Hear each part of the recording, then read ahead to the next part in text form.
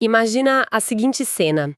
É o final de um dia super longo, tá chovendo bastante e a pessoa tá numa rua completamente desconhecida. É, aquele cenário clássico de filme de terror, né? Total. E, de repente, a tela do celular acende com aquele aviso aterrorizante que faz o coração de qualquer um errar uma batida. 1% de bateria restante. Nossa, bate aquele desespero imediato. Exato, é o limite absoluto. A partir daquele milissegundo, cada toque na tela exige um sacrifício enorme. Essa energia final deve ser usada para abrir o mapa e tentar achar o caminho de casa. Ou será que manda uma mensagem de socorro pra alguém? Ou, num impulso totalmente irracional, a pessoa decide tirar uma última foto da tempestade porque, tipo, a luz tá bonita. É o tipo de situação que causa um nó no estômago na hora, porque a realidade simplesmente bate a porta. Não dá pra fazer as três coisas. Não tem como, o celular não vai aguentar. Pois é. E escolher o mapa significa basicamente assassinar a chance de pedir socorro. É uma renúncia forçada. E é exatamente com essa sensação de urgência e escolha que a gente dá as boas-vindas a todo mundo que está acompanhando mais um estudo detalhado com a gente. A nossa missão na análise aprofundada de hoje é rasgar aquela imagem fria de engravatados e gráficos de Wall Street. Desmistificar mesmo a base de como o mundo real funciona. Isso. Hoje a gente vai olhar para as engrenagens da sociedade através das lentes da economia. Eu estou muito animada para essa discussão. E para fazer isso com a profundidade necessária, a gente vai se basear num material fantástico. É uma apresentação bem densa da FAES Centro Universitário, que foca exatamente na raiz de tudo isso, o ambiente econômico e de negócios. E a ideia é pegar conceitos que costumam assustar muita gente nos noticiários e mostrar como eles moldam cada detalhe prático da vida em sociedade. Porque, no fim das contas, a economia não é sobre planilhas ou sobre dinheiro impresso. Não mesmo. É sobre aquele 1% de bateria.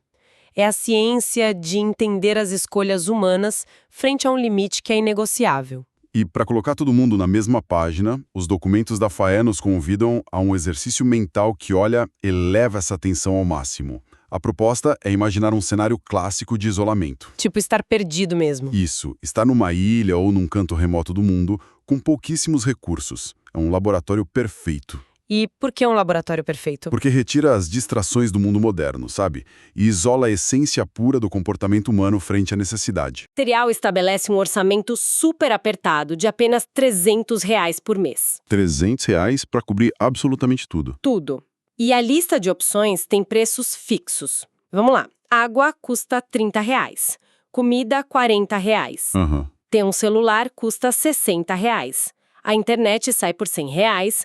O ingresso para um show custa R$20, remédios custam R$50. E ainda tem uma categoria de outros, né, por R$40. Pois é, e a grande pergunta que fica pairando no ar é, quanto destinar para a poupança? É uma conta que não fecha. E o detalhe é que ela não foi feita para fechar mesmo.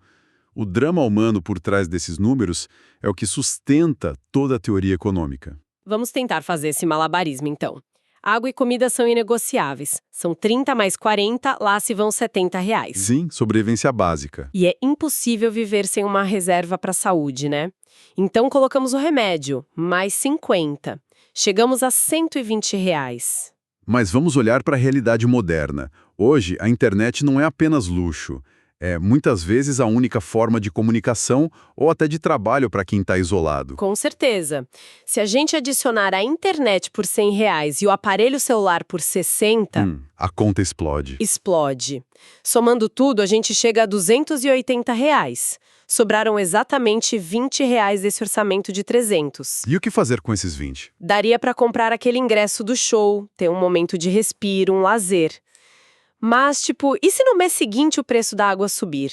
E se tiver um acidente e for preciso comprar o dobro de remédios? Onde fica a poupança nessa história, né? Exato.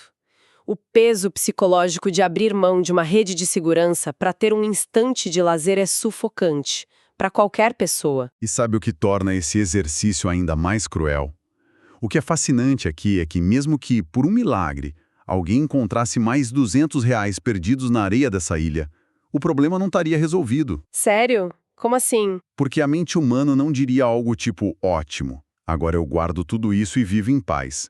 A mente diria, agora eu quero uma comida melhor, quero uma internet mais rápida, quero construir uma casa maior. Nossa, é verdade. A gente nunca está satisfeito. Exatamente. Os nossos desejos e necessidades crescem instantaneamente para engolir qualquer novo recurso que apareça. Então, essa é a grande colisão que o material aponta como a raiz de absolutamente todos os problemas econômicos, certo? O choque violento entre duas forças opostas? Perfeito, é bem por aí. De um lado, recursos limitados.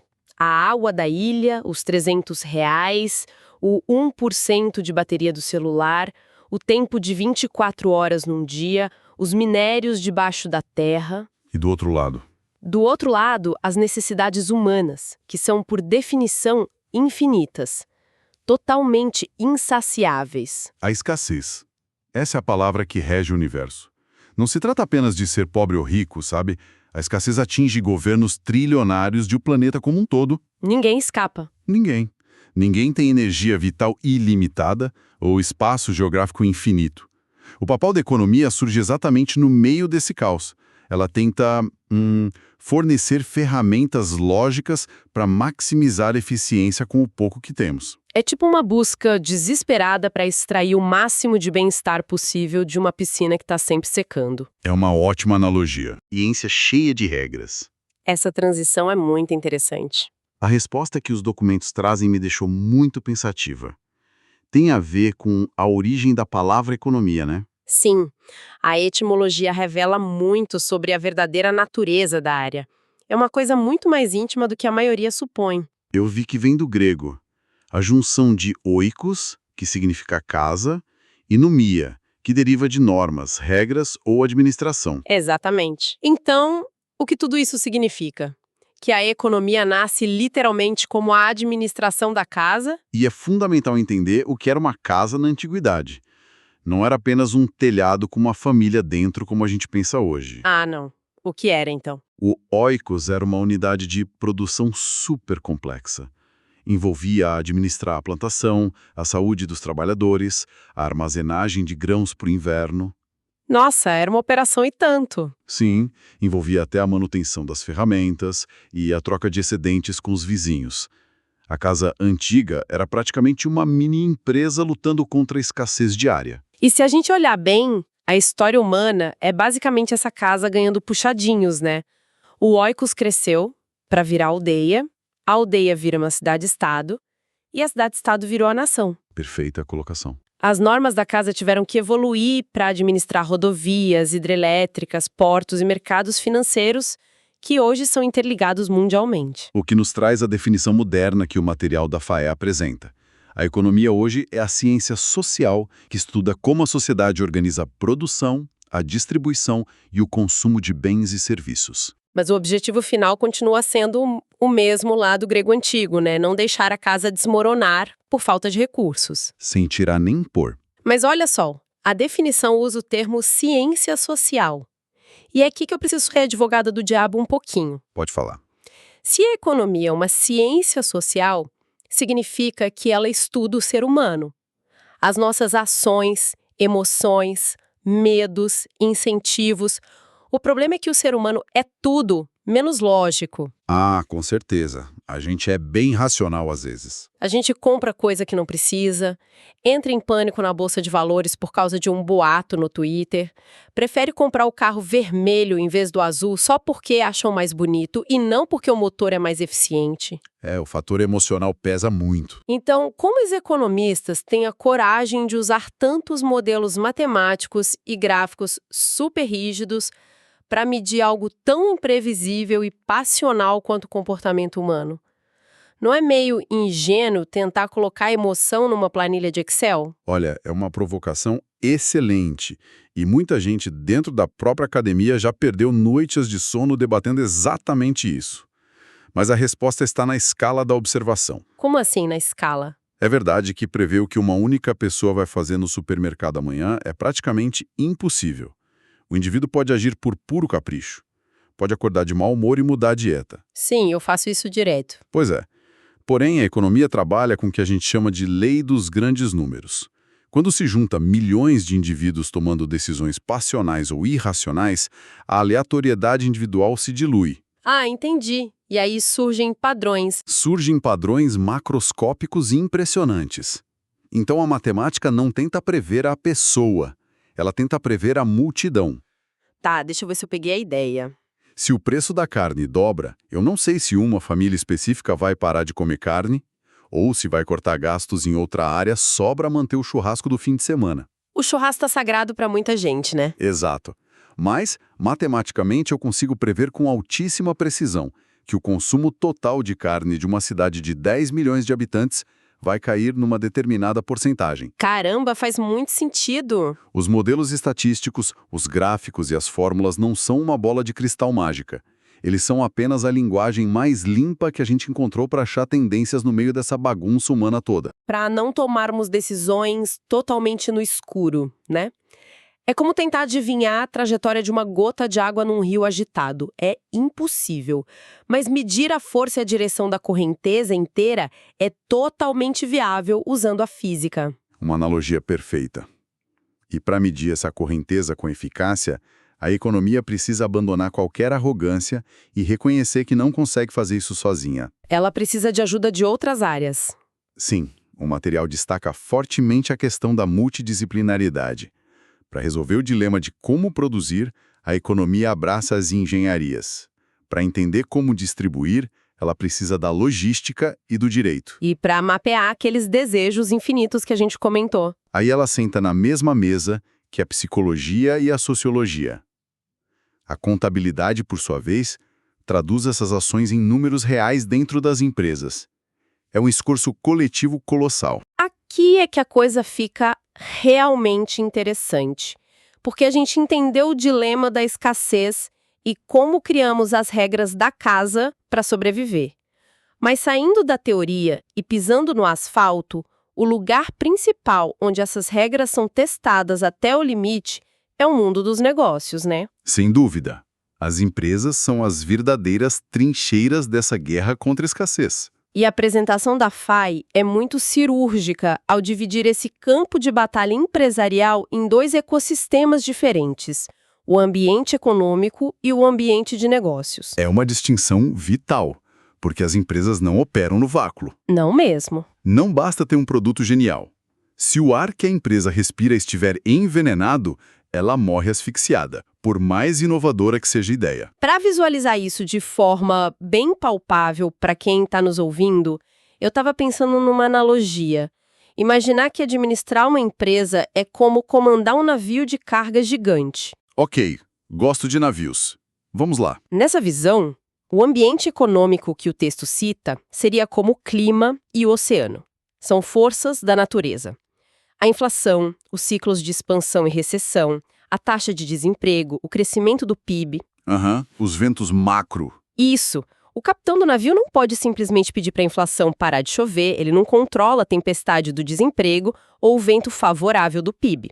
Ele apenas lê as nuvens, ajusta as velas e reza para o casco aguentar o tranco. Olha, eu gosto muito da sua linha de raciocínio, mas acho que a analogia falha num ponto crucial.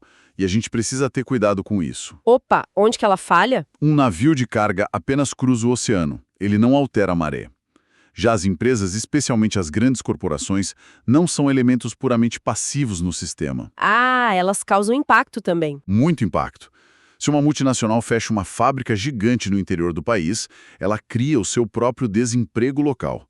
Ela altera a renda daquela cidade inteira. Ou seja, ela não apenas sofre a tempestade, ela gera a tempestade. Ponto justíssimo. A empresa e o ambiente se retroalimentam de uma forma bem mais profunda. Mas voltando à estrutura, se o ambiente econômico é o clima constante, seja chovendo ou fazendo sol, o material também fala do ambiente de negócios. Sim, o segundo pilar. E aqui entram os fatores mais estruturais: marcos legais, custo de capital, infraestrutura, nível de competição. Se a gente fosse manter a figura marítima, esse ambiente de negócios seria a estrutura dos portos, os mapas de navegação e as leis marítimas do país em que o navio está operando, certo? Sem dúvida, é a estrutura de apoio. Vamos pegar dois fatores que você citou para ver como eles determinam a vida ou a morte de uma operação, o custo de capital e a infraestrutura. Manda ver. Se um país tem um ambiente de negócios ruim, com juros estratosféricos, o dinheiro para empréstimo fica intocável. Pensa bem, o empresário precisa comprar máquinas novas para expandir a fábrica. Mas o custo do crédito é tão alto que, se ele pegar o empréstimo, a dívida engole o lucro futuro inteiro. Nossa, é inviável. Resultado: a fábrica não expande, não contrata e a economia estagna. É tipo uma âncora invisível segurando o navio. E a infraestrutura é ainda mais física, né? O texto enfatiza que o ambiente de negócios lida muito com custos de transação. Exato. O custo de fazer as coisas acontecerem. O empresário pode até conseguir um empréstimo, produzir uma safra maravilhosa de grãos lá no interior, e aí ele descobre que as rodovias estão todas esburacadas e a fila no porto para exportar demora 20 dias. E o que acontece com a carga? O grão simplesmente apodrece no caminhão. O clima macroeconômico global pode até estar implorando por grãos, o preço pode estar ótimo, nas alturas, mas a péssima infraestrutura local transforma a oportunidade em prejuízo puro. Se conectarmos isso com o quadro geral, é exatamente isso que trava o desenvolvimento. Um ambiente de negócios favorável, com leis claras, respeito a contratos e estradas boas atua como um lubrificante para a sociedade. Ele faz a engrenagem girar mais suave. Sim, ele reduz os atritos e os custos de transação. Faz o empreendedorismo valer a pena. A leitura constante desses dois ambientes, as grandes ondas econômicas e o chão de fábrica regulatório, é a essência do que chamamos de inteligência de mercado. O que nos empurra para a grande dúvida prática de quem está na gestão de qualquer equipe ou projeto hoje em dia. Que é como não enlouquecer com tanta informação, né? Exatamente. Como ler cenários gigantescos sem ficar tonto. Como saber se o problema é o vento global ou um buraco no próprio casco do navio. É aí que a economia fornece as suas duas lentes de contato clássicas, as grandes divisões da área, a microeconomia e a macroeconomia. São os dois óculos que todo gestor precisa alternar continuamente. E os próprios nomes, que vêm dos prefixos gregos, já entregam a função de cada um. O foco no pequeno e o foco no todo. A lupa muito potente. Ela investiga o comportamento individual. E ela ignora o resto, de certa forma. Sim, ela não se importa com o desemprego do país inteiro, mas se importa profundamente com o comportamento de uma única padaria ou do perfil de um cliente específico de um bairro. O foco está ali nas trincheiras. Quem são os clientes, como os fornecedores estão se comportando, quem abriu uma loja concorrente na rua de trás. A lente microeconômica é essencial para decisões cirúrgicas, como a formação de preços. Entender até que ponto um consumidor aceita pagar a mais por uma xícara de café antes de decidir ir para a loja vizinha. É o estudo puro da elasticidade, da oferta e da demanda locais. E do outro lado, a gente tem a macroeconomia, Que é a lente do telescópio, focada no macroambiente. que olha de longe, ela deixa a padaria de lado por um momento e tenta entender a mecânica do país ou do bloco econômico. Mede o crescimento geral, a fúria da inflação corroendo o dinheiro das massas, os juros que o Banco Central decide. E grandes forças socioculturais, demográficas e políticas também. Mas olha só, deixa eu tentar complicar isso, porque a fronteira entre as duas parece meio turva na prática. Isso levanta uma questão importante. Pode complicar, vá em frente. Digamos que o prefeito da cidade acorde um dia e decida triplicar os impostos comerciais, especificamente do bairro onde a padaria fica. Ele quer revitalizar a região e precisa de caixa rápido. Ok, uma política fiscal localizada. Como é uma ação do governo que envolve tributação e prefeitura, parece que estamos falando de política pública. Isso é macroeconomia, certo? O Estado interferindo no mercado. Essa é uma armadilha clássica de análise. Mas a resposta é não. Não. Caramba, eu jurava que era. Não é. A origem da ação é governamental, claro, é o prefeito. Mas a lente que o empresário do bairro precisa usar para entender o impacto disso é puramente microeconômica. Por quê? Porque um imposto localizado, que afeta apenas aquele bairro, altera os custos diretos dele e a concorrência imediata. Talvez forçando os clientes a irem comprar no bairro vizinho para fugir do repasse de preço. O foco do impacto é numa unidade de mercado específica. Ah, entendi. O alvo é micro. Exato. Agora, se o Ministério da Fazenda mudar a carga tributária do país inteiro, afetando ao mesmo tempo a indústria têxtil, o agronegócio e o setor de serviços, aí sim o fenômeno atinge níveis de agregação macro. Caiu a ficha. Ficou muito claro. É a escala do impacto que define a lente, e não apenas quem apertou o gatilho da decisão. Perfeito. Vamos pensar no dono da padaria tradicional para sedimentar isso de vez. Se o dono da padaria decide aumentar o preço do pãozinho francês em 20 centavos, apenas porque percebeu que um condomínio de luxo abriu na esquina e que aquela clientela nova tem mais poder aquisitivo. Aham, uma jogada clássica. Ele está usando a lente da microeconomia. Ele leu a demanda ao seu redor e agiu de acordo. Ele analisou um micromercado local e ajustou a própria margem de lucro buscando a maximização dos ganhos dele. Ponto para ele. Mas a paz desse padeiro pode acabar rápido, né? Digamos que não haja condomínio novo nenhum. Na verdade, de uma hora para outra, um conflito bélico de grandes proporções explode entre dois países no leste europeu. O que, infelizmente, é bem realista. Pois é, e aí o preço do trigo dispara nas bolsas mundiais de commodities, o custo do saco de farinha de trigo que o padeiro compra dobra de preço numa única semana. Um choque de oferta brutal. Ele é forçado a aumentar o preço do pão, não porque ele quer lucrar mais, mas porque precisa repassar o custo se não quiser falir no fim do mês. A guerra lá longe destruiu as contas da padaria da esquina. Isso é a macroeconomia esmagando o microambiente. Sem dúvida alguma. É a prova definitiva de que ninguém é imune às correntes marítimas do ambiente econômico que a gente discutiu antes. Ninguém está salvo. É por isso que o planejamento estratégico verdadeiro não permite que um gestor se feche no seu próprio negócio. Usar só a lente da microeconomia é como dirigir um carro olhando apenas para o capô. Você consegue desviar do buraco imediato, mas não vê que a ponte 1 quilômetro lá na frente caiu. Perfeito. Mas, ao mesmo tempo, se ele olhar só para a macroeconomia, ele bate o carro no primeiro poste, porque ele estava olhando para o horizonte e esqueceu do concorrente da mesma rua. É um exercício de esquizofrenia produtiva. Que jornada intensa! A gente começou tudo isso no absoluto isolamento daquela ilha e fomos parar no meio da Guerra do Trigo. É a mágica da economia. Vamos fazer um pequeno resgate para amarrar tudo que a gente absorveu dessa análise aprofundada de hoje? Claro, vamos lá. Partimos da constatação mais fundamental de todas. Fomos largados numa ilha com orçamento restrito, sentindo na pele a dor de decidir entre a internet e o remédio. Uma dor bem real. E aprendemos que o combustível invisível de toda a nossa sociedade se chama escassez. O embate violento entre o fato de que os recursos físicos têm fim, mas o desejo da mente humana não tem limites. A partir daí, percebemos que para sobreviver a esse caos e não destruir a própria humanidade, precisamos criar as regras da casa, a origem do oikos e da nômia. A economia na sua forma mais pura. E vimos que essa casa hoje virou um maquinário global, hipercomplexo, que precisa de estatística para mapear tendências, mas com a humildade de ser uma ciência multidisciplinar que lida, no fim do dia, com pessoas super emocionais.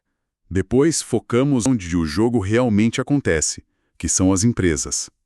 Navegamos pelos ventos imprevisíveis do ambiente econômico, com as tempestades de inflação e pelas águas estruturais do ambiente de negócios, onde leis, infraestrutura e crédito determinam quem sobrevive e quem afunda. E, por fim, colocamos as duas lentes indispensáveis no rosto: a macroeconomia, para não perder de vista o voo do país e do mundo, e a microeconomia, focada obsessivamente nas trincheiras do mercado, dos clientes e dos concorrentes mais próximos. Só assim, a padaria ou a megacorporação conseguem continuar operando de forma saudável. É um modelo mental poderoso, uma verdadeira caixa de ferramentas para qualquer profissional. Sem dúvida. E para não perder o costume, antes de encerrar o nosso estudo detalhado de hoje, acho válido deixar uma fagulha para a imaginação de todo mundo. Opa, adoro essa parte. Ficamos batendo na tecla do grande paradoxo que vimos ao longo de todo o material: necessidades infinitas versus recursos escassos. Isso me faz pensar num futuro não tão distante. O que você tem em mente? Com o ritmo brutal de inovações, se a gente chegar num ponto onde a inteligência artificial automatize absolutamente todo o trabalho, crie matrizes energéticas infinitamente limpas e a mineração de asteroides traga matérias-primas abundantes para a Terra. Um cenário de ficção científica, mas possível. Sim. Se tudo isso acontecer e o limite físico acabar, será que finalmente resolveremos o problema econômico e mataremos a escassez de vez?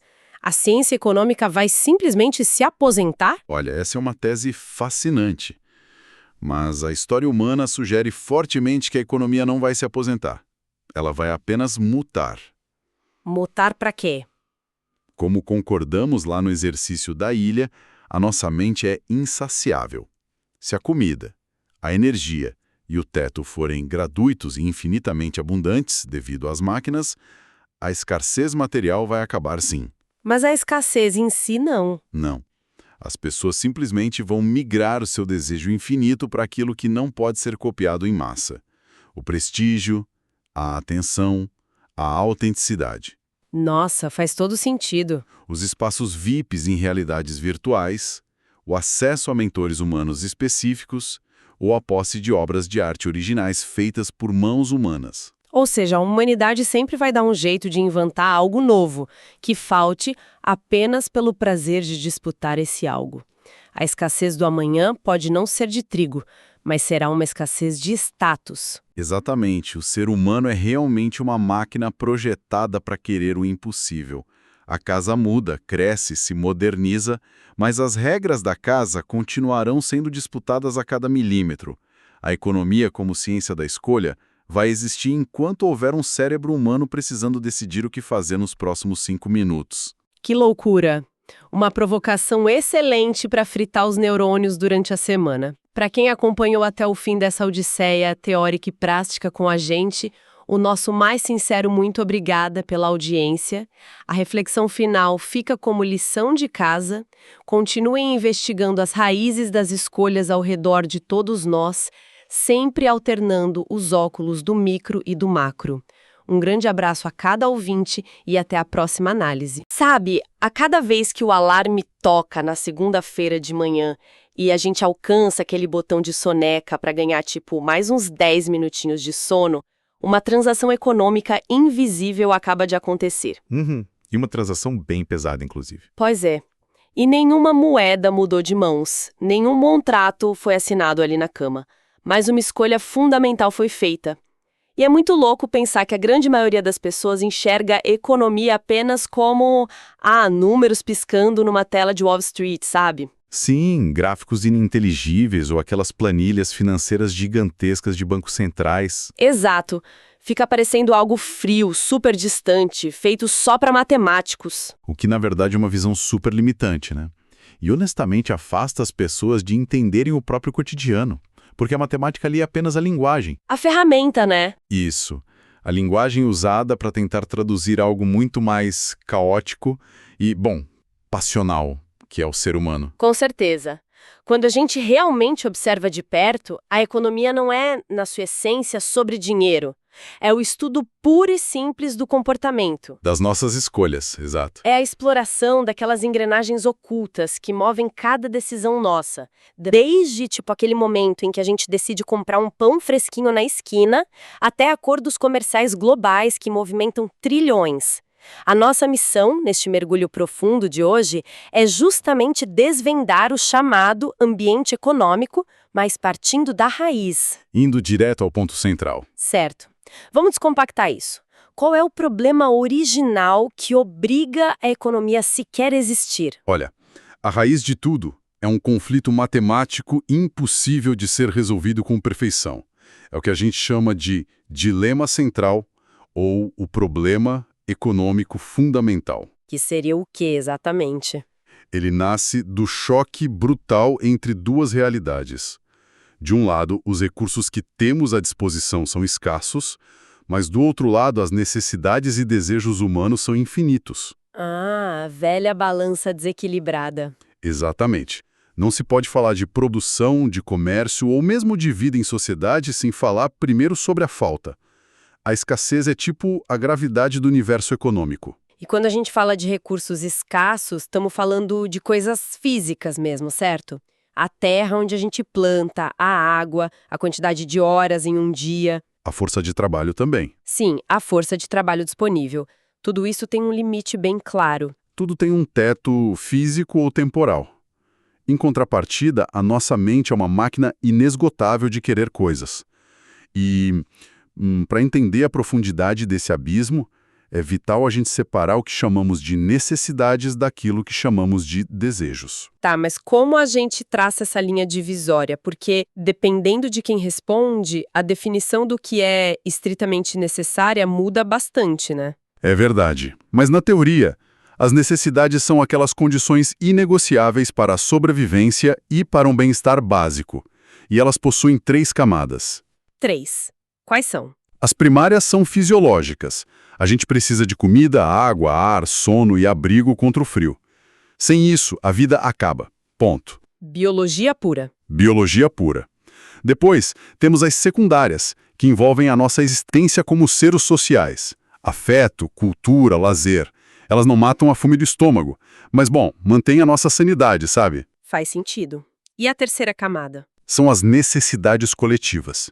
Aquelas que afetam a todos simultaneamente e, por isso, geralmente são assumidas pelo Estado. Coisas tipo segurança pública, justiça, iluminação nas ruas. Tá, entendi. Necessidades são os pilares e os desejos. Onde eles entram nessa conta? Os desejos são as formas específicas, super sofisticadas e muitas vezes culturais de satisfazer essas necessidades. Como assim? Dá um exemplo. Olha, a necessidade diz assim: o corpo precisa de 600 calorias agora para continuar operando. Tá. O desejo diz: mas essas calorias precisam vir de um prato de sushi de um restaurante premiado, servido numa cerâmica artesanal super exclusiva. Nossa, bem diferente de só comer qualquer coisa. Exato. A necessidade biológica de calorias tem um limite. O estômago enche, né? Mas o desejo por experiências gastronômicas exclusivas é infinito. A gente sempre quer a próxima novidade. Sabe, isso me faz pensar numa tarefa super angustiante. Imagina arrumar uma única mala de mão minúscula para uma viagem de 1 ano inteiro por lugares com climas completamente diferentes. Nossa, um pesadelo logístico. Total. A vontade, ou seja, o desejo infinito, é levar o guarda-roupa inteiro. O casaco de neve, a roupa de banho, 4 pares de sapato, equipamentos. Mas o espaço físico dentro da mala é dramaticamente escasso. O que é fascinante aqui é que essa sua analogia captura exatamente a dor da decisão. A dor de ter que deixar coisas para trás. Sim, mas para torná-la perfeitamente econômica, a gente precisa adicionar um detalhe. Imagina que enquanto tentamos fechar essa mala que não estica de jeito nenhum, a quantidade de roupas que queremos colocar lá dentro continua se multiplicando a cada minuto. Caramba, a pressão só aumenta. Exatamente. Sem essa escassez de espaço, a ciência econômica nem precisaria existir. Se a gente tivesse terras infinitas, energia inesgotável e tempo ilimitado, não haveria estudo de alocação de recursos. A economia é, fundamentalmente, a ciência de lidar com limites. Somos forçadas a tomar decisões cruciais o tempo todo. Pelo que entendi das nossas fontes de hoje, a sociedade inteira passa o dia respondendo a 3 perguntas que nascem dessa mala pequena. O que produzir, como produzir e para quem produzir. As 3 grandes perguntas, sim. Tipo um fabricante de calçados, né? Ele não tem couro, borracha e tempo infinitos, então ele precisa decidir se vai fazer botas de trabalho super pesados ou tênis de corrida levíssimos. E depois, como vai fabricar? Com costura manual, que é cara, ou com automação rápida. Exato. E quem vai calçar isso, no final das contas? E a realidade inescapável é que a resposta para o que produzir carrega um peso gigante. Porque se a mala da sociedade é finita, colocar um item novo lá dentro exige, matematicamente, deixar outro item de fora. Não tem mágica. Não tem. Toda inclusão é uma exclusão simultânea. E isso nos lança direto na mecânica mais dolorosa das nossas escolhas. O peso dos trade-offs. Porque se não podemos ter tudo, toda escolha é um sacrifício disfarçado de ganho. E tem 2 conceitos que costumam se misturar muito na cabeça de quem está ouvindo sobre isso pela primeira vez. O trade-off e o custo de oportunidade. Como a gente desvenda a diferença entre a ação e a consequência aí? Vamos separar as peças, então. O trade-off É a situação da escolha em si. É o cruzamento, a encruzilhada. O momento da decisão. Isso. É o ato de reconhecer que dois objetivos são mutuamente exclusivos com os recursos que temos. É entender que para obter o caminho A, o caminho B precisa ser abandonado. É a troca nua e crua. A bifurcação na estrada. E o custo de oportunidade? O custo de oportunidade é a métrica. É o valor invisível que ficou lá no caminho B. É o valor da melhor alternativa que foi sacrificada. Dá um exemplo prático para a gente visualizar isso. Imagina a situação clássica de alguém que passou anos economizando e agora tem um valor bem considerável no banco. A encruzilhada, o trade-off, é decidir entre comprar um carro 0 km ou usar esse dinheiro para pagar uma pós-graduação internacional. Tá, duas opções de peso. Sim. Se a decisão final for a pós-graduação, o custo de oportunidade não é o valor da mensalidade do curso. Não. Não. O custo de oportunidade é o conforto, a velocidade, o cheiro de carro novo e as viagens de fim de semana que aquele veículo teria proporcionado. É a utilidade da melhor coisa que não aconteceu. Espera, eu quero te pressionar um pouco sobre isso. O custo de oportunidade precisa ser sempre financeiro ou atrelado a algum material, tipo um carro? Como assim? Porque se a gente voltar naquele exemplo do botão de soneca lá do início da conversa, se a decisão é dormir 1 hora a mais na segunda-feira em vez de acordar cedo para adiantar um relatório do trabalho, não tem nenhuma nota de dinheiro envolvida nessa troca, mas existe um custo econômico real aí, não é? Uma provocação excelente porque quebra o mito de que economia é só sobre dinheiro. Absolutamente não precisa ser financeiro. Ah, legal. Na verdade, o custo de oportunidade raramente é apenas contábil. O tempo, a energia emocional, o nosso foco, esses são os nossos recursos mais escassos de todos. Com certeza. Ao apertar o botão de soneca, o trade-off é sono versus trabalho. O custo de oportunidade de dormir mais é a produtividade daquele relatório. É a paz de espírito de não ter que correr contra o prazo às 5 da tarde. Ou até a chance de impressionar o chefe entregando mais cedo, né? Exatamente. A economia ensina como filosofia de vida que nunca recebemos nada de graça, mesmo quando a etiqueta de preço diz que custa 0. O tempo gasto tem um custo de oportunidade altíssimo. Então, o que isso tudo significa? Se estamos todos presos nessa teia de sacrifícios, medindo ganhos e perdas o tempo inteiro, como é que os economistas, na prática, conseguem visualizar esse limite em larga escala? Porque uma coisa é a gente decidir sobre o próprio sono, outra é um país inteiro decidir o que vai fabricar. O grau de complexidade muda muito. Deve existir uma forma matemática de mapear esse teto da realidade, né? Sim, existe. E é nesse ponto que a teoria se transforma em geometria, através de uma ferramenta chamada curva de possibilidade de produção, ou simplesmente CPP. CPP. E como ela funciona? A CPP é o retrato desenhado da escassez. Ela mostra visualmente a fronteira máxima do que uma economia consegue produzir usando todos os recursos que tem à disposição. Vamos tentar materializar essa curva na cabeça de quem está ouvindo. Se a gente pensar numa fazenda isolada, com recursos estritamente fixos, tipo 100 trabalhadores, 1.000 hectares de terra e 10 tratores. Essa fazenda precisa dividir a sua produção apenas entre 2 produtos, soja de um lado e milho do outro. Um cenário perfeito. Se colocarmos isso num gráfico, com a soja no eixo vertical e o milho no eixo horizontal, a linha curva que os conecta representa o limite absoluto produtivo. Tá aí porque é uma curva. A inclinação dessa curva desce justamente porque representa o custo de oportunidade em ação.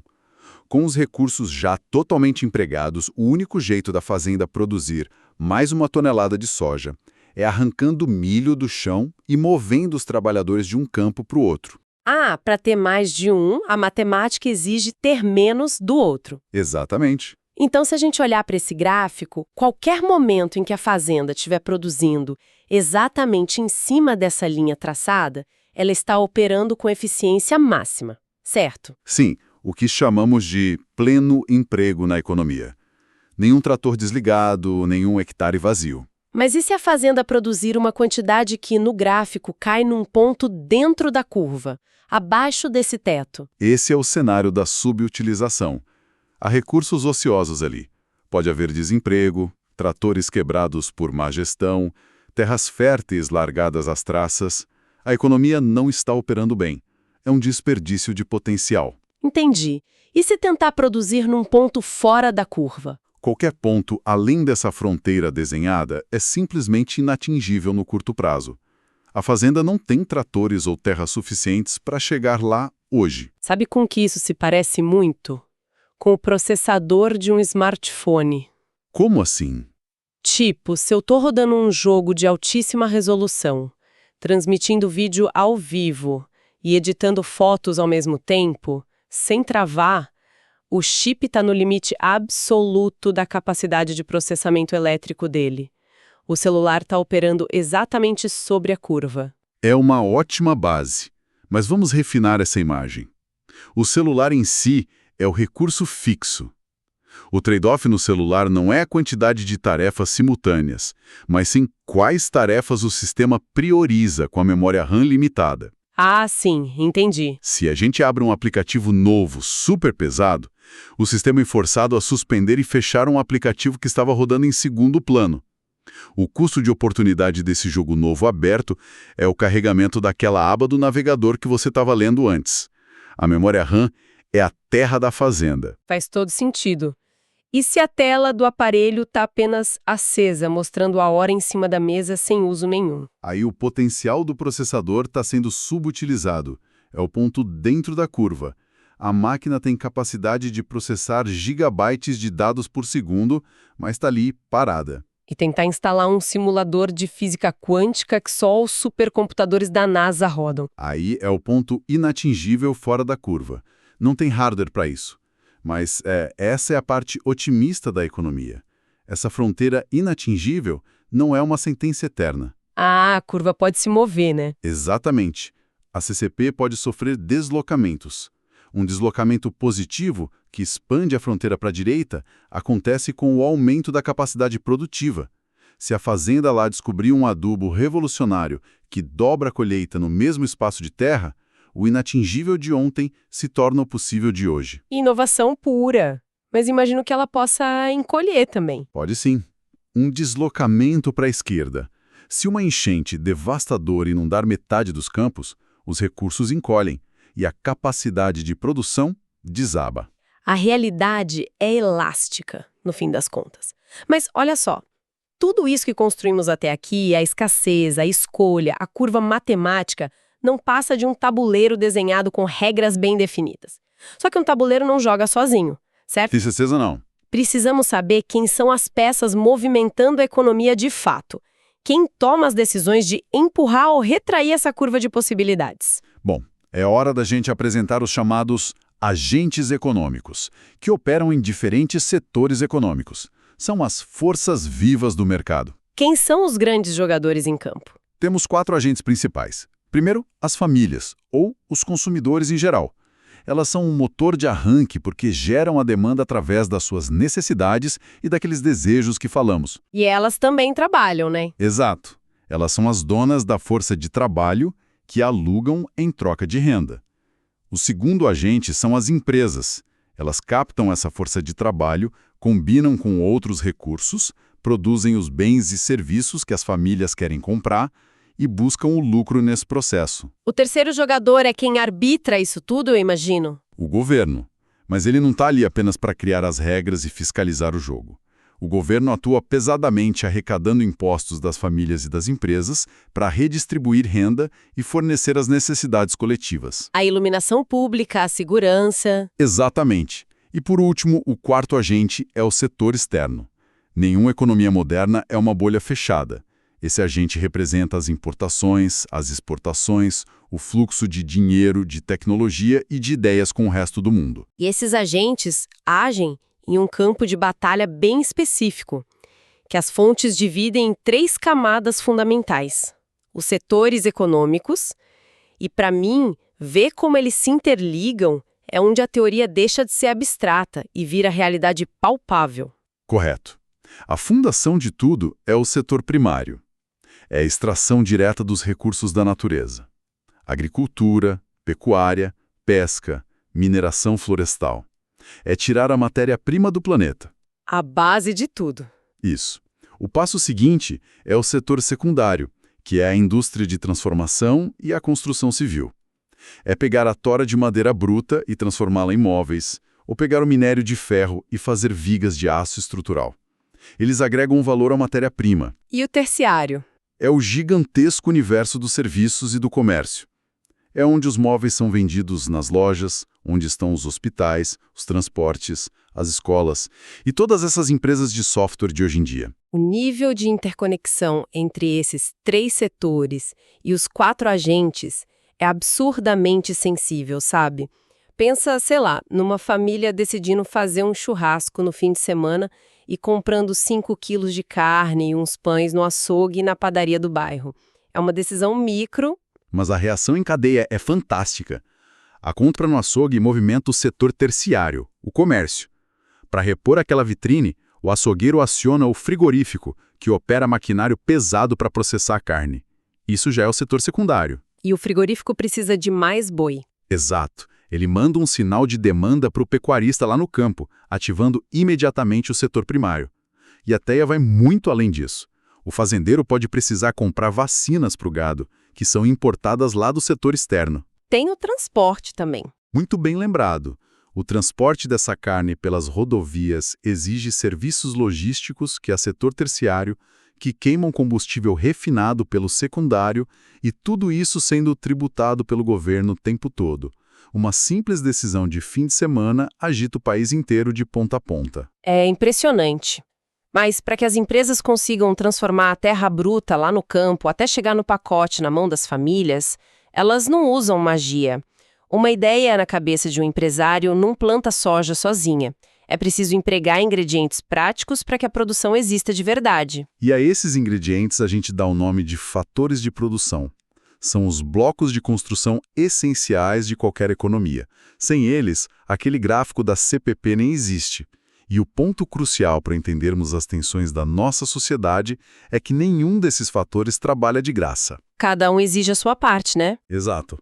Cada um exige uma fatia da riqueza gerada, uma remuneração específica. Vamos olhar para a receita desse bolo, então, e ver como cada ingrediente é cobrado. O primeiro fator é a terra. E aqui a economia agrupa não só o solo físico, onde a fábrica está construída, mas todos os recursos naturais agregados, como os ventos usados para energia e as bacias de água. E como a terra é paga? A remuneração clássica para o uso da terra é o aluguel, ou arrendamento. O segundo fator é o trabalho, é o suor humano.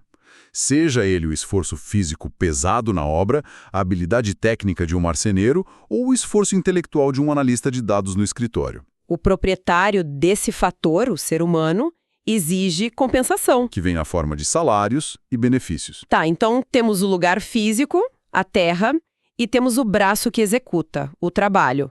Mas ainda falta a ferramenta. Que é o fator capital. Em economia, capital transcende o dinheiro no banco.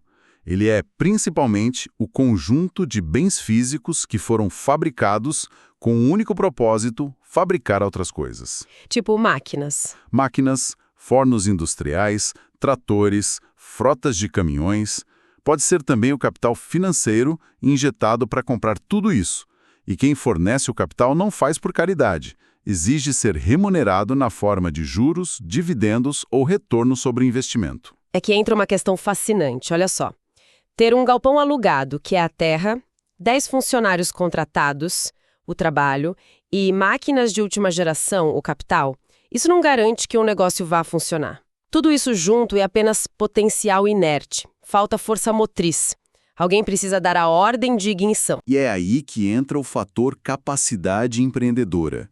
É a habilidade invisível de organizar, coordenar e harmonizar todos os outros fatores em direção a um objetivo de mercado. Mas há algo ainda mais profundo aqui. Por que o empreendedorismo recebe uma remuneração completamente diferente, que é o lucro? Pois é, a lógica por trás do lucro é super debatida. Qual é o mecanismo prático disso? O mecanismo principal é a absorção de risco. Pensa bem, se a operação dar errado e a empresa falir, o dono do galpão, a terra, ainda vai exigir o seu aluguel. O funcionário, o trabalho, tem o direito inalienável ao seu salário pelos meses que trabalhou. O banco também não perdoa, né? Jamais. O banco fornecedor das máquinas, o capital, vai cobrar os juros e tomar os bens. O empreendedor é o único agente que, se errar a mão na coordenação, fica sem absolutamente nada e absorve todo o prejuízo. Então, o lucro é o prêmio pela coragem de assumir o risco da inovação e pelo sucesso em coordenar tudo num mercado incerto. Muito claro. E, bom, nas últimas décadas, um quinto fator dominou completamente as atenções, mudando o peso de todos os outros: a tecnologia. Não são apenas os computadores, mas o conhecimento aplicado, sabe? Novas metodologias logísticas, sementes modificadas, inteligência artificial otimizando os estoques. A tecnologia permite fazer muito mais com menos terra, menos trabalho e menos capital. Sem dúvida. E a remuneração pelo uso dessa tecnologia aplicada se dá através de royalties, que são os pagamentos pelo uso de patentes e propriedades intelectuais. Se conectarmos isso ao quadro geral, o nível de prosperidade de uma nação inteira depende intrinsecamente de como as regras do governo e a inovação das empresas se alinham para distribuir essas remunerações adequadas a cada um desses 5 fatores. Mantendo a engrenagem girando sem quebrar. Exatamente. Mantendo tudo saudável. Sabe, para coroar esse bloco todo de conhecimento, vamos pensar numa analogia juntos? Imagina a abertura de uma padaria moderna de bairro. A terra é o ponto comercial alugado naquela esquina super movimentada, e a matéria-prima agrícola como o trigo da farinha. O trabalho são os padeiros madrugado para sovar a massa. Perfeito. E o capital seriam as pesadas batedeiras industriais, os fornos rotativos que são caríssimos, e até o empréstimo no banco que foi feito para comprar aquelas vitrines refrigeradas bonitas. Sim.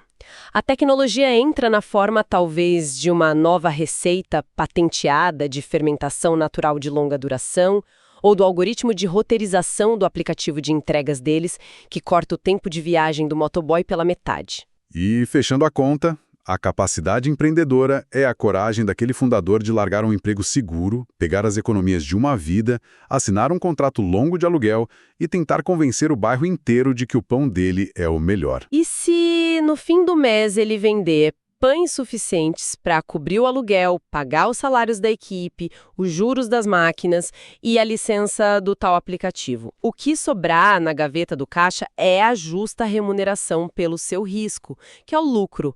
É a magia da macroeconomia se manifestando numa rua qualquer de bairro. É uma demonstração impecável de que o micro reflete o macro em absoluta sincronia. Bom, tem sido uma jornada e tanto através dos alicerces das nossas decisões diárias.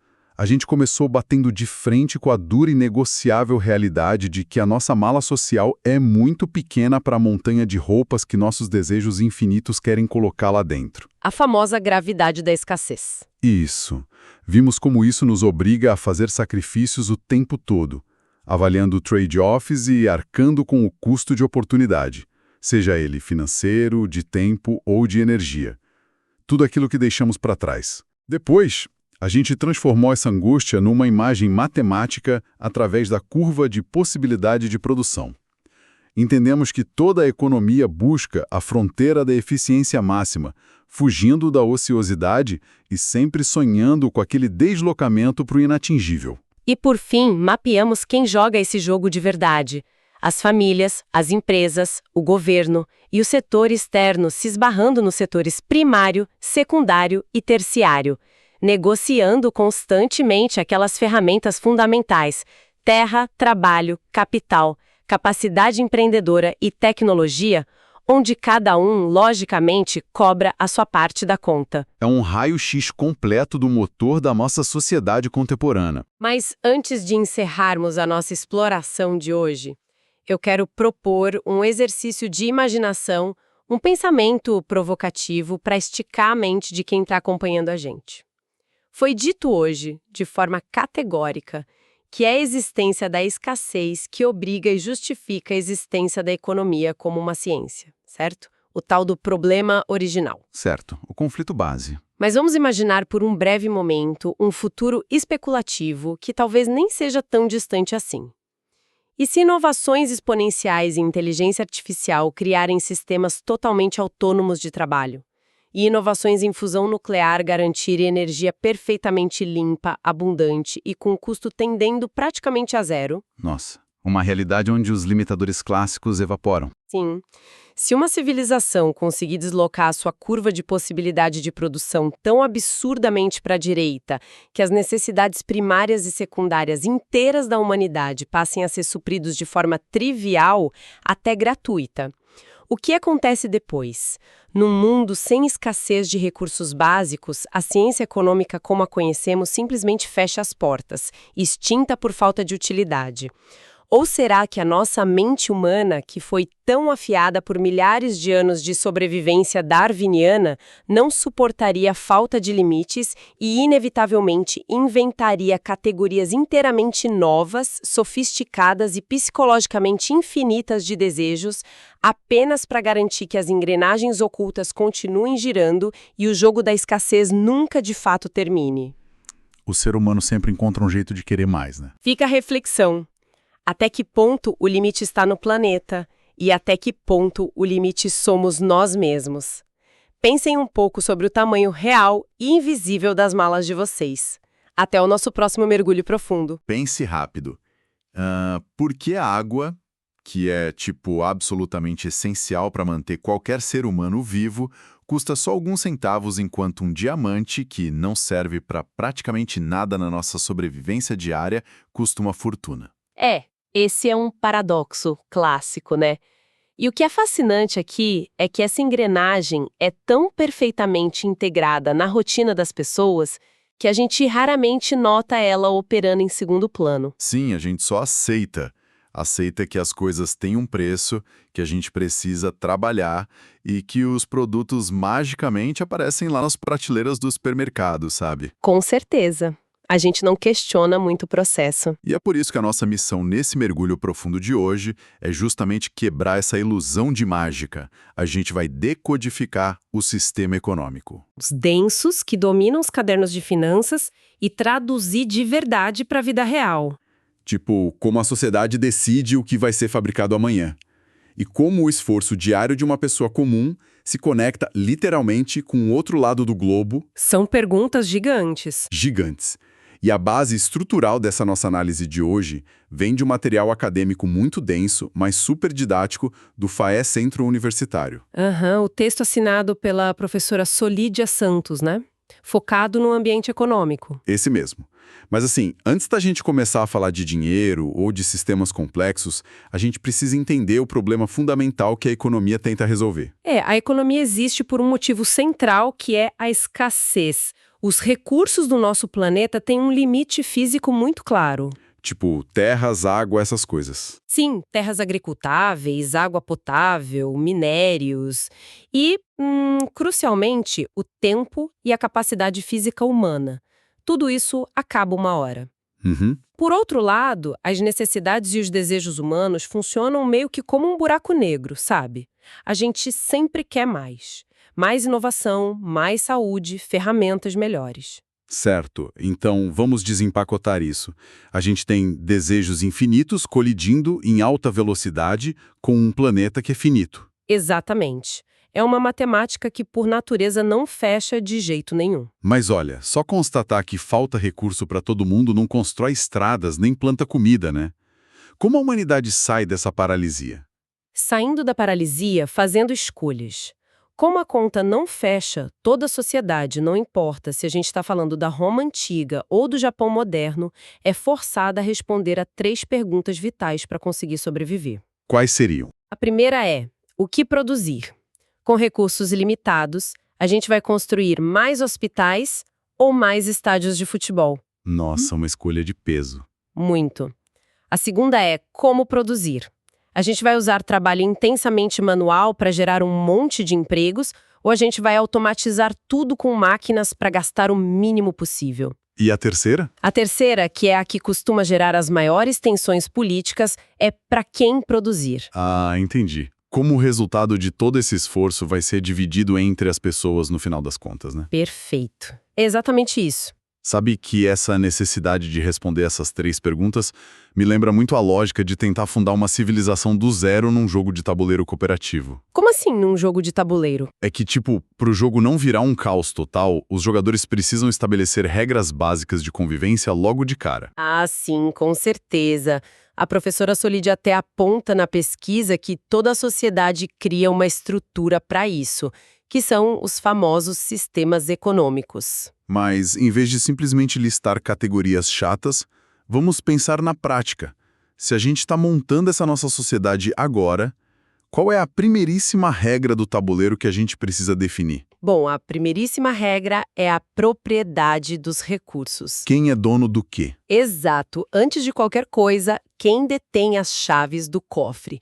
Quem é o dono das terras, das fábricas, da tecnologia e daquele maquinário pesado? Isso precisa estar muito claro na sociedade. Certo. Se os recursos são privados, eles pertencem a indivíduos e empresas. Se eles são públicos, pertencem ao Estado, que teoricamente age em nome do coletivo. Mas, peraí, apenas saber quem é o dono da fazenda ou da fábrica não significa que a produção vai acontecer magicamente. Não mesmo? Se eu sou dono de uma tecelagem, como a sociedade decide se eu devo fabricar agasalhos de inverno ou roupas de banho hoje? Aí entra a segunda regra do nosso tabuleiro, que é o mecanismo de decisão. Quem tem o poder de bater o martelo? Isso. Essa decisão pode ser completamente pulverizada, sabe? Tomada por milhões de consumidores e produtores reagindo ao que acontece nas ruas todos os dias. Ou pode ser uma decisão hipercentralizada, tomada por um comitê do governo que planeja tudo com meses de antecedência. O que nos leva a um baita problema de comportamento humano. Vamos supor que a gente já definiu de quem são os recursos e como as decisões são tomadas no nosso jogo. Certo. Ainda falta convencer as pessoas a levantarem da cama às 6 da manhã, num dia de chuva, para trabalhar nessa produção toda, né? Precisamente. E esse é o terceiro componente, a motivação e os incentivos. O sistema precisa de combustível cívico, a busca pelo bem-estar igualitário de toda a comunidade. Porque sem um incentivo claro, o esforço humano simplesmente para, né? Exato. E claro, isso deságua no quarto e último componente, que é a distribuição de renda e riqueza. Ah, hora de dividir o bolo. Isso mesmo. Depois que a colheita foi feita e as roupas foram costuradas, como a riqueza gerada por isso tudo é dividida na hora do jantar. E é aí que a teoria colide de frente com a realidade, né?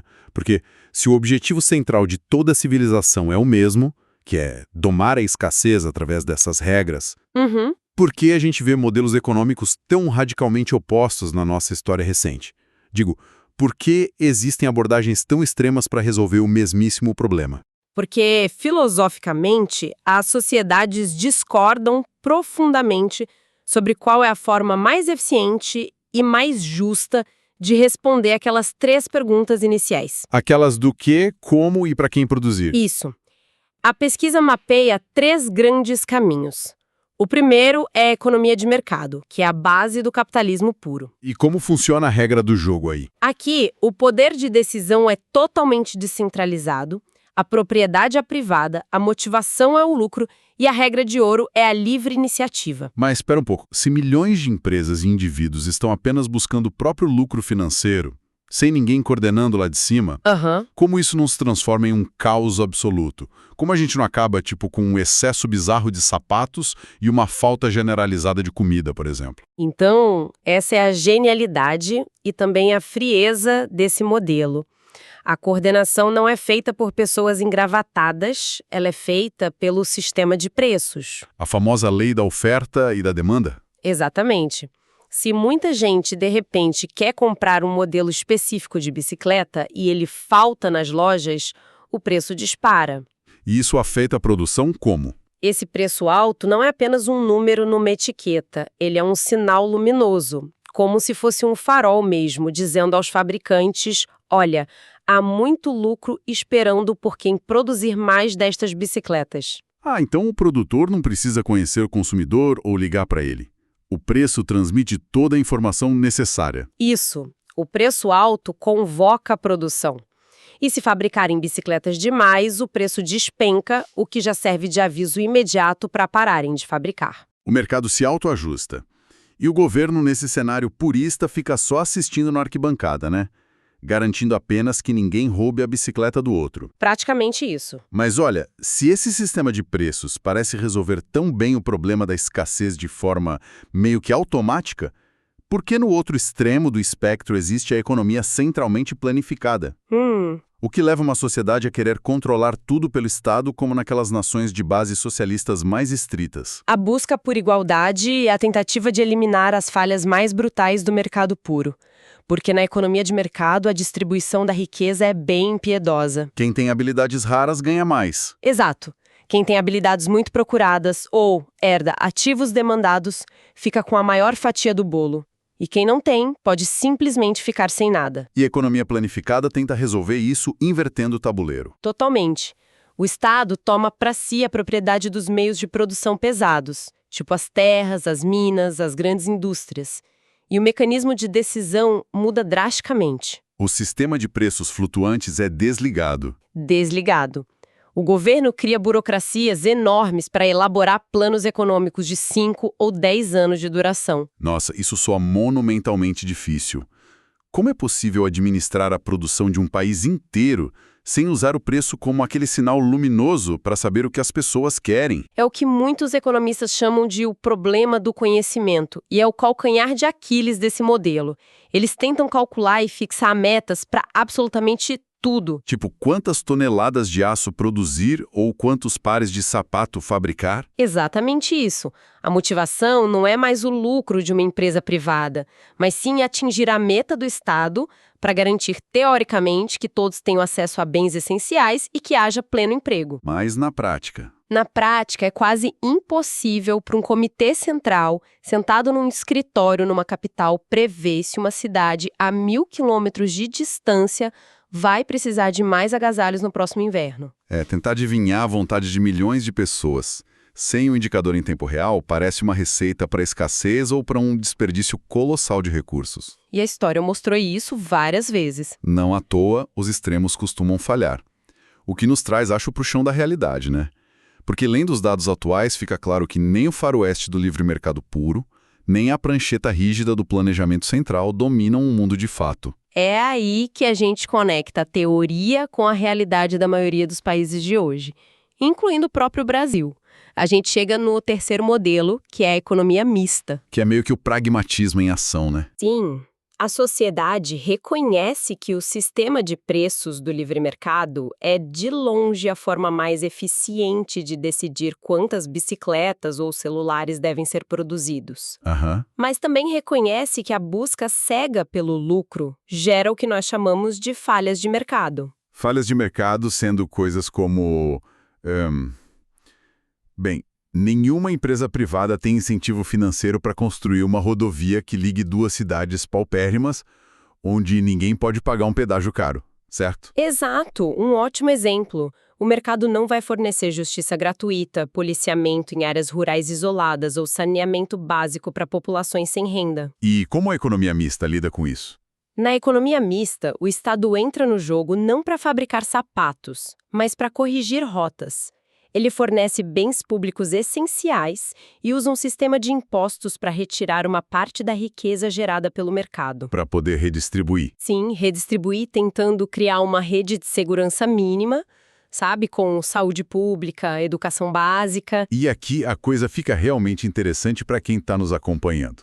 Porque nós já mapeamos as regras gerais e as grandes filosofias macroeconômicas. Sim. Mas, no dia a dia, como essas entidades todas se encontram? Como as famílias e as empresas interagem de fato? Essa é a melhor parte. Pois é, lendo a análise do material sobre as articulações do sistema, a imagem mais clara para mim não foi a de um gráfico estático chato, mas a de duas gigantescas esteiras rolantes, circulares, operando em direções opostas ao mesmo tempo. Essa analogia das esteiras rolantes é brilhante para ilustrar o que a pesquisa chama de fluxo circular da renda.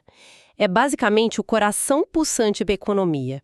E como funciona a primeira esteira? Vamos olhar para ela, que é o fluxo real.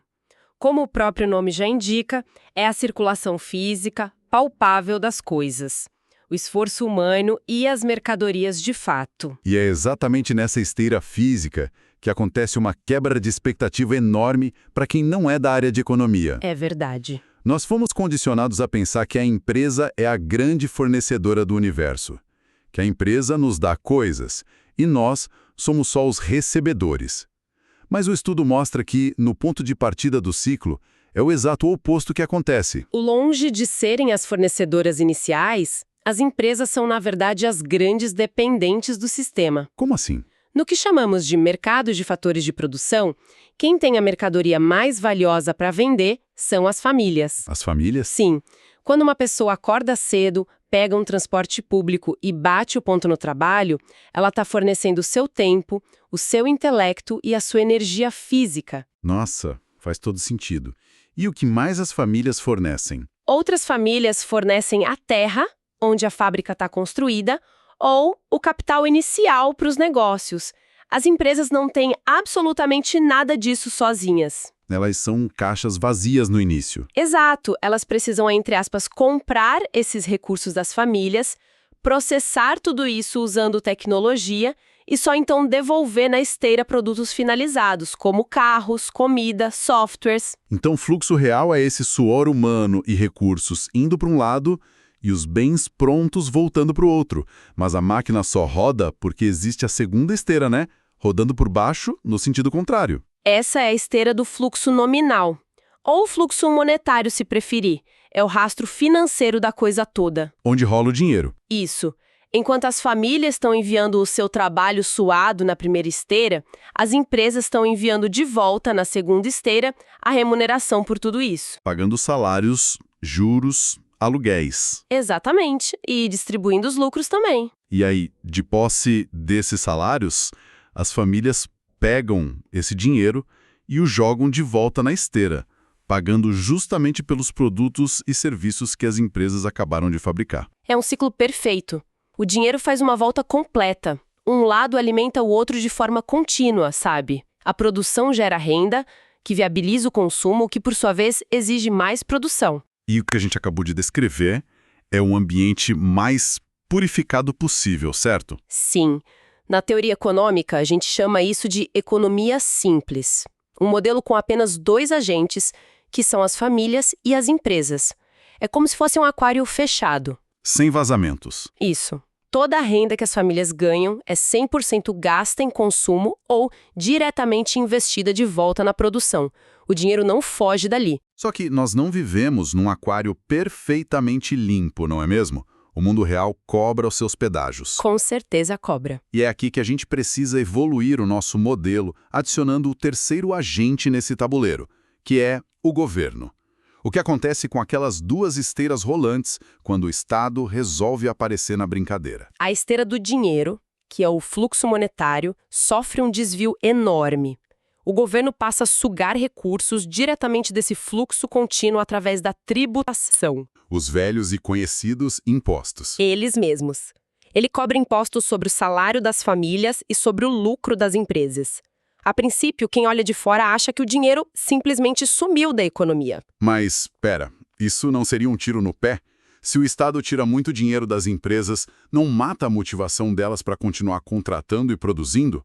A engrenagem não começaria a travar por falta de, sei lá, lubrificação financeira? Então, esse é o eterno debate político sobre a carga tributária ideal, porque o governo não está apenas confiscando dinheiro e guardando num cofre gigante do tio Patinhas. Ele faz alguma coisa com isso. A função desse terceiro agente no modelo é injetar esse dinheiro de volta no fluxo, mas de outras maneiras. Como, por exemplo? O governo usa os impostos arrecadados para realizar os gastos públicos. Ele paga salários para professores da rede pública e policiais, ele compra cimento das empresas privadas para asfaltar rodovias. Ah, entendi. E ele também realiza as transferências de renda, que são aqueles programas sociais que colocam dinheiro diretamente na mão das famílias mais vulneráveis. Tá, a ficha caiu. O governo drena uma parte da esteira financeira, mas devolve isso criando uma esteira paralela de serviços e infraestrutura que, em teoria, permite que o mercado como um todo funcione de forma mais justa e eficiente. Isso resume perfeitamente o papel dele na economia mista. O ciclo está aparentemente completo. Famílias trabalham, empresas produzem, o governo recolhe impostos e redistribui. Mas a gente ainda está agindo como se esse país existisse isolado no espaço sideral, numa redoma de vidro. E a gente sabe que não é assim. Pois é, e se tivermos uma guerra do outro lado do oceano ou uma pandemia global? Como os eventos externos invadem essa nossa bolha fechada de 3 agentes? Essa constatação que você fez nos leva ao degrau máximo de complexidade que foi apontado pela professora Solídia no material, que é o modelo de economia com 4 agentes. 4 agentes. É quando a gente derruba os muros do país e integra o setor externo. A nossa economia passa a ser o que chamamos de uma economia aberta. O ecossistema passa a trocar oxigênio com o resto do mundo. Isso. E as regras do jogo mudam de forma bem brutal, porque agora entra na conta quem compra de fora e quem vende para fora. Então a gente passa a ter vazamentos e injeções gigantescas naquelas nossas esteiras originais. Exatamente. Quando as empresas locais exportam, sei lá, soja ou aviões, uma avalanche de dinheiro estrangeiro é injetada no nosso fluxo nominal. Isso estimula muito a produção e o emprego aqui dentro. Mas a recíproca também é verdadeira, né? Com certeza. Ao mesmo tempo, quando as famílias compram celulares importados da Ásia, o dinheiro vaza do nosso ciclo local e vai alimentar a esteira produtiva de um outro país. Sem contar uma variável que assombra qualquer pessoa que precisa viajar a trabalho para fora ou até mesmo comprar uma peça nova de computador, que é a taxa de câmbio. A famosa taxa de câmbio. A flutuação da nossa moeda afeta a vida de quem nem sabe o que significa o termo balança comercial, sabe? O câmbio é a grande ponte de conversão entre o sistema local e o sistema global. Se a moeda nacional perde muito valor frente às moedas estrangeiras, o trigo importado, que é usado para fazer o pãozinho da padaria da esquina, fica bem mais caro. E a padaria não vai absorver esse prejuízo. De jeito nenhum. O custo de produção aumenta lá na ponta do ciclo, a padaria repassa o custo para o consumidor final e a família precisa gastar mais do seu salário, lá do fluxo nominal, apenas para manter o mesmo padrão de consumo no fluxo real. Isso é a prova definitiva de que não existe isolamento econômico. Um evento externo afeta visceralmente a mesa de jantar local aqui no Brasil. É uma teia invisível, mas super resistente, que conecta todo mundo. Bom, então, o que tudo isso significa para quem acompanhou essa nossa jornada mental hoje? Significa, na minha visão, adquirir uma espécie de lente de raio-x para a vida cotidiana. Uma ótima forma de colocar. Porque a partir de agora, o ato banal de ir à feira no domingo não é mais apenas ir comprar tomates, né? Longe disso. É você enxergar o agricultor oferecendo os seus fatores de produção e o sistema de preços brilhando ali na barraca como um farol para ditar o valor do alimento com base na colheita daquela semana. Exatamente. Pagar um imposto não é só mais uma chateação burocrática e dolorosa. Não. É ver o governo desviando o fluxo nominal para tentar fornecer serviços públicos essenciais lá na frente. É compreender essa imensa tapeçaria de agentes trabalhando, consumindo e sendo regulados por influências de todos os continentes ao mesmo tempo. E ter essa lente de raio-x que você falou não é apenas um exercício intelectual curioso para se sentir inteligente numa roda de amigos. Tem aplicação prática. Muita. Compreender essas regras silenciosas do tabuleiro, entender se a gente está vivendo sob uma lógica que prioriza a eficiência do livre mercado ou a intervenção típica da economia mista, tudo isso é fundamental para que qualquer cidadão entenda o mundo ao seu redor.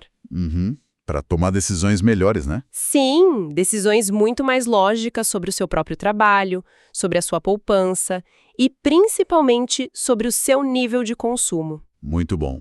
E para encerrar o papo de hoje, e para garantir que ninguém saia daqui com a mente totalmente relaxada, Lá vem.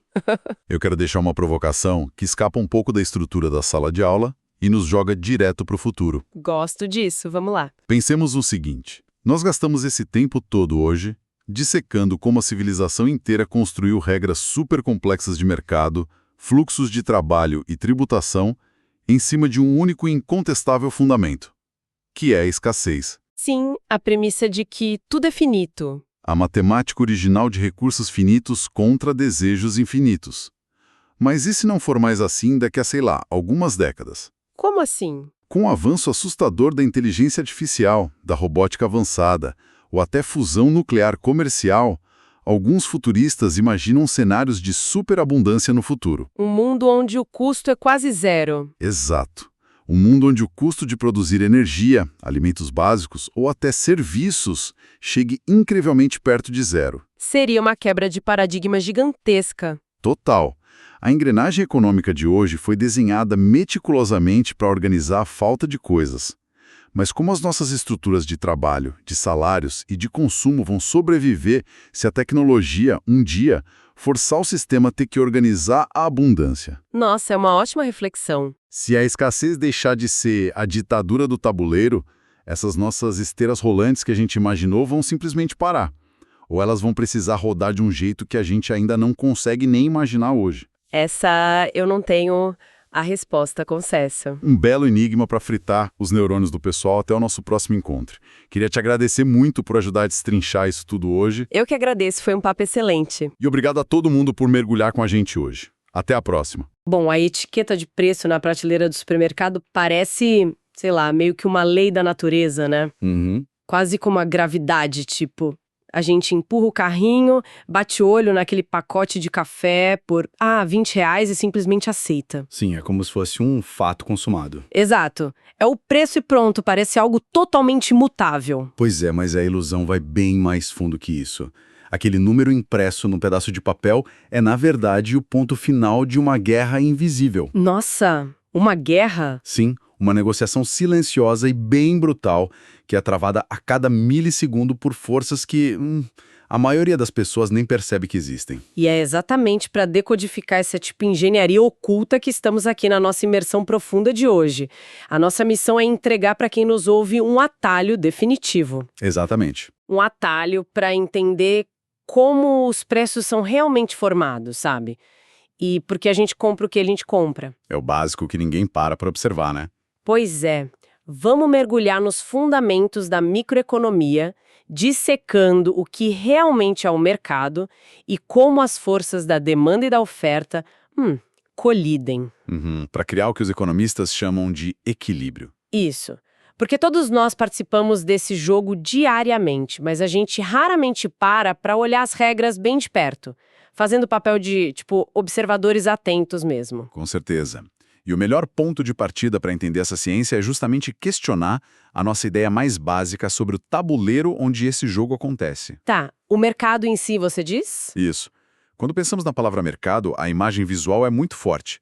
É a feira livre no sábado de manhã. Ah, claro, o barulho dos feirantes, as bancas de frutas, os queijos. Exato. Mas a teoria microeconômica expande essa fronteira de uma forma muito drástica. Um mercado não precisa de um teto de chão de cimento ou sequer de uma localização geográfica. Então, qualquer lugar onde quem quer vender encontra quem quer comprar, já é um mercado. Perfeito. É qualquer lugar ou situação. Tipo, quando a gente abre um aplicativo no celular à meia-noite, deitado no sofá, e clica para comprar um fone de ouvido da China. A gente acabou de entrar num mercado tão real e válido quanto a feira do bairro. É a mesma coisa. A mecânica é idêntica. A essência do mercado é o encontro motivado pela necessidade. Certo. Vamos destrinchar isso. Se existem transações comerciais, é porque existe uma necessidade humana básica de adquirir algo, sabe? De resolver um problema. E do outro lado? Tem as empresas organizadas para suprir essa necessidade em troca de dinheiro. Exatamente. E aí que entra a microeconomia colocando uma lupa no comportamento desses agentes. Ela estuda como indivíduos e empresas tomam decisões e reagem a incentivos. Olha, eu gosto de visualizar isso como um gigantesco aplicativo de relacionamentos. Um aplicativo de relacionamentos? Como assim? É, tipo Tinder, mas em vez de buscar um romance, a função do algoritmo é conectar a necessidade de quem compra com o produto de quem vende. Ah, entendi. É o mercado dando aquele match perfeito. E o que eu acho mais curioso é que a nossa vida inteira é uma navegação contínua entre diferentes abas desse aplicativo. É verdade. Se a gente parar para pensar na rotina de uma pessoa comum, não é um mercado só. São vários se sobrepondo o tempo todo, né? Essa transição é muito clara na prática. Tipo, a gente acorda de manhã e vai para o trabalho. Nesse momento, entramos no mercado de trabalho. Como vendedores, no caso. Isso, como vendedores. Estamos oferecendo o nosso tempo, nossa força intelectual ou física. E as empresas são as compradoras. O salário é o preço que iguala esse encontro. E aí, no final do dia, com esse salário na conta, a gente passa na padaria ou entra na loja virtual e os papéis se invertem totalmente. Exato. Agora, nós somos a força compradora no mercado de bens e serviços e as empresas estão do outro lado do balcão ofertando. E a coisa vai além. Se no fim do mês sobrar um dinheirinho, e a gente decidir colocar na poupança, pulamos para o mercado de títulos financeiros. Onde o banco pega esse nosso dinheiro e oferece para quem precisa de empréstimo. Uhum. E tem também o mercado monetário, onde o Banco Central atua fornecendo a moeda, e o mercado cambial, que envolve dólares, euros para exportações. É uma teia gigante. Mas a engrenagem que faz cada uma dessas rodas girar depende de a gente entender quem está do lado de cada balcão, o comprador. Isso, a famosa demanda. E sobre a demanda, tem um mito que a gente precisa derrubar logo de cara nas nossas análises, porque muda completamente a visão de quem nos ouve. O mito do desejo. Exato, demanda não é desejo. O mundo real é cheio de vontades, tipo passar na frente de uma concessionária, olhar para um carro esportivo importado e sonhar em dirigir aquilo. Sim, mas isso não te torna parte da demanda por carros de luxo. Nenhuma. O mais fascinante disso tudo é como a economia é fria ao classificar o comportamento humano. Sabe, a simples intenção não move os gráficos. A economia não liga para os nossos sonhos, basicamente. Nenhuma empatia. Para a teoria microeconômica, a demanda é uma quantidade estritamente mensurável. Ela exige que a pessoa esteja disposta a comprar. Que é ter a vontade. Sim, mas obrigatoriamente seja capaz de comprar. E capaz significa ter o limite no cartão, ter o dinheiro na conta, estar financeiramente apto. Poder de compra, né? Isso. Demanda é o poder de compra, somado à disposição de agir em um período de tempo específico e a diferentes preços. Então a vitrine do shopping tá lá, cheia de pessoas admirando produtos, mas para a economia essas pessoas são tipo fantasmas, invisíveis. E invisíveis até o momento em que a carteira delas permite a transação. E quando a gente entende que a demanda tá amarrada ao nosso bolso, a gente esbarra na grande regra do jogo, que é a Lei Geral da Demanda. Que é bem direta, né? Muito direta. Preço e quantidade andam em direções opostas. Se o preço sobe, a demanda desce. Se o preço desce, a demanda sobe. Uma relação inversamente proporcional e, bom, implacável. Vamos dar um exemplo. Pensa no preço de uma lata de energético. Certo. Se a lata custa R$ 5,00, a pessoa compra bastante, leva umas 10 unidades para casa. A R$ 8,00, ela ainda compra, mas menos, talvez umas 5. Uhum. Se for para R$ 20,00, ela compra só em ocasiões especiais, umas 2 latas. E se chegar a R$ 35,00, a pessoa desiste, vai beber um refrigerante e leva 0 latas. Perfeito. Mas aí eu preciso fazer o papel de advogada do diabo aqui. Pode fazer. Não é puramente óbvio que as pessoas compram menos quando a coisa fica cara? A gente realmente precisa de uma lei acadêmica para isso? Ah, essa é uma ótima pergunta. Parece óbvio, mas a ciência econômica precisa explicar o porquê, o mecanismo interno dessa decisão, sabe? O que acontece no nosso cérebro, você diz? No cérebro e no bolso. A teoria revela que quando o preço sobe, sofremos 2 impactos ao mesmo tempo. O primeiro é o efeito renda. Que é a sensação de que o nosso dinheiro, sei lá, encolheu. Exato. Imagina a nota de R$50 no seu exemplo. Se o energético custa 5, você leva 10 latas. Se ele passa a custar R$10, a mesma nota só compra 5 latas. O salário da pessoa não mudou 1 centavo. Mas matematicamente ela ficou mais pobre em relação àquele produto específico. O poder de compra foi corroído. Faz sentido. E o segundo impacto? O segundo é o efeito substituição. Diante de um aumento de preço, o consumidor racional começa a procurar rotas de fuga. Ele olha para os lados, nas prateleiras. Exatamente. Se o energético está R$30, a pessoa migra para o refrigerante ou para o café. A queda na demanda não foi só porque faltou dinheiro, mas porque ela substituiu ativamente por algo que dá uma utilidade parecida, mas é mais barato. É uma mecânica lógica. Mas olha, o mundo real é uma bagunça gigantesca. Com certeza. Tipo, enquanto o preço do energético sobe, a marca pode ter lançado uma campanha de marketing pesada com um atleta super famoso. Uhum.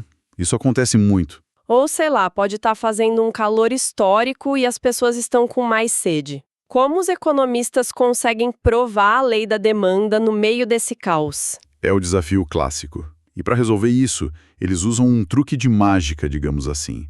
que é uma ferramenta mental fundamental. Ah, lá vem o latim. Isso mesmo, a expressão ceteris paribus, que significa basicamente tudo mais constante. Aqui é que a coisa fica boa de verdade para quem está acompanhando a gente. É como se construíssem um laboratório. Pensa num cientista isolando uma bactéria numa placa de Petri, para ver a reação dela a um único remédio. O ceteris paribus faz a mesma coisa com a economia. Para analisar o preço, eles congelam todo o resto da realidade. Apertam o pause no universo. O salário não muda. O clima não muda, os gostos não mudam, o marketing não existe. Exato. Sob essa redoma de vidro, qualquer alteração na compra só pode ser culpa da variação do preço daquele produto específico. E é assim que nasce o famoso gráfico, ou a curva da demanda, certo? A curva da demanda. Visualmente, pensa numa ladeira. O eixo vertical é o preço e o eixo horizontal é a quantidade. Certo. O topo da ladeira são os preços altíssimos, onde quase ninguém compra. Conforme o preço escorrega para baixo, ficando barato, a base da ladeira alarga. A quantidade aumenta. É uma linha decrescente. E a regra de ouro do material que estamos analisando hoje é a diferença entre movimento e deslocamento, né? Muito importante. Enquanto o ceteris paribus estiver ativado e apenas o preço do produto mudar, a gente só sobe e desce na mesma ladeira. É o movimento ao longo da própria curva. Ela não sai do lugar. Perfeito. Mas a redoma de vidro do laboratório sempre quebra na vida real. O que acontece quando os outros fatores finalmente mudam? Se a gente olhar para o cenário maior, quando o laboratório se quebra, a ladeira inteira sai do lugar. A curva se desloca. E a demanda muda sempre que altera o poder de compra ou o comportamento. Vamos materializar isso. O material lista vários influenciadores reais. O primeiro é a renda do consumidor. Aumento de renda eleva a demanda por bens normais. Tipo, a pessoa ganha um aumento no trabalho, vai para o mercado e compra uma carne melhor. O preço da carne nem caiu, mas a ladeira inteira foi para a direita porque o bolso dela ficou mais fundo. Exato. E o segundo influenciador é o preço dos bens relacionados, que se divide em substitutos e complementares. A clássica guerra nas prateleiras. Isso, se o preço da carne de boi dispara, o que acontece com a demanda pelo frango, que é um bem substituto? Explode, a pessoa foge da carne e vai para o frango. Perfeito! E os complementares andam de mãos dadas. Se o preço do carro sobe muito, a demanda por gasolina cai por tabela. Porque a pessoa não vai comprar o carro para começo de conversa, então não precisa de gasolina. Faz todo sentido. Tem também um terceiro fator, que é preferências e gostos. Esse sai da matemática e entra na cultura. Moda, publicidade. Tipo, se sai um estudo dizendo que abacate previne doenças, a demanda por abacate dispara no dia seguinte, independente do preço. E o quarto fator são as expectativas. Achar que o preço de um notebook vai subir amanhã faz a pessoa correr e comprar hoje. A ansiedade movendo a economia. E ainda temos o número de consumidores, que é demografia básica. E, claro, as condições de crédito. Juros, prazos, impostos. Isso é super relevante para o nosso ouvinte. Entender esses fatores explica por que parcelar uma televisão em 12 vezes faz o produto parecer irresistível. Exato. O lojista manipula a condição de crédito para criar demanda. Bom, a gente já cobriu os compradores de todos os ângulos possíveis. Mas o mercado é uma via de mão dupla. Mas então, o que isso tudo significa na prática para o outro lado da balança? Significa que precisamos olhar para as empresas, a oferta. Se quisermos entender aquele preço de R$20 no café, temos que inverter a lente. A oferta não é uma despensa mágica e infinita, né? Não mesmo. A definição da oferta é espelhada na da demanda. É a quantidade que as empresas estão dispostas e capazes de vender a diferentes preços. Mas a lei da oferta é diametralmente oposta. Completamente. Enquanto o comprador foge dos preços altos, o produtor é atraído por eles. Quanto maior o preço, maior a quantidade ofertada. A ladeira deles aponta para cima, então. Uma escalada. Eles buscam a margem de lucro. Se o preço do calçado sobe no mercado, a fábrica topa pagar hora extra, gastar mais energia, porque o preço compensa os novos custos marginais. Faz total sentido. A curva sobe porque produzir mais custa mais caro e só preços altos justificam o esforço. Mas a curva da oferta também sai do lugar, tipo a da demanda? Constantemente. Se o custo da energia cai, a fábrica consegue produzir mais gastando o mesmo. a curva vai para a direita. A tecnologia também é uma alavanca enorme aí. Máquinas novas barateiam o processo e expandem a oferta de forma brusca. Tem o clima também, né? Uma seca que destrói a safra de milho joga a curva da oferta lá para trás. Tá, então nós temos dois exércitos. Os consumidores exigindo preços menores, descendo a ladeira, e as empresas exigindo preços maiores, subindo a montanha. Interesses conflitantes por natureza. Como esse cabo de guerra se resolve sem a economia colapsar todos os dias? Pelo mecanismo de preços. É o grande pacificador invisível. Se colocarmos as duas curvas no mesmo gráfico, a ladeira descendo e a montanha subindo, elas obrigatoriamente se cruzam num ponto. O glorioso ponto de equilíbrio. O nosso match do aplicativo de relacionamentos. Exatamente ali. Nesse ponto, a quantidade que os consumidores querem comprar é rigorosamente igual à quantidade que os produtores querem vender. O mercado limpa. Sem excesso nas fábricas, sem escassez nas filas. E aí se encontra o perfeito que dita o preço de equilíbrio final nas prateleiras. Aquele número de R$20 não é aleatório. É a fotografia desse equilíbrio perfeito. Uau! É impressionante ver como o comportamento de milhões de pessoas se resume de forma tão elegante. Passamos da feira do bairro para a abstração total da microeconomia. Entendemos que demanda exige dinheiro, não só desejo. Exploramos a lei da demanda com os efeitos renda e substituição. O truque do ceteris paribus. E as forças que movem tudo até achar a oferta no equilíbrio. Tem só uma reflexão final, estritamente derivada desse modelo, que eu queria deixar para o nosso ouvinte pensar. Diga. Se a definição econômica rigorosa de demanda exige disposição, atrelada ao poder de compra, estar financeiramente apto, o que isso significa para as necessidades humanas profundas? Tipo saúde, moradia? Isso. Em sociedades onde há muita necessidade, muita vontade, mas zero poder de compra. Para a frieza do gráfico microeconômico, essa urgência simplesmente não existe. Ela não gera demanda matemática. Exato. Isso mostra um pouco das limitações éticas de um modelo de mercado puramente matemático. É algo forte para se pensar. Sensacional, deixa a mente borbulhando. Depois dessa imersão, caminhar pelos corredores de uma loja ganha uma dimensão completamente nova. Fica impossível olhar para uma etiqueta sem enxergar tudo isso. Agradeço muito a companhia das pessoas que nos acompanham em mais essa exploração. Até a próxima!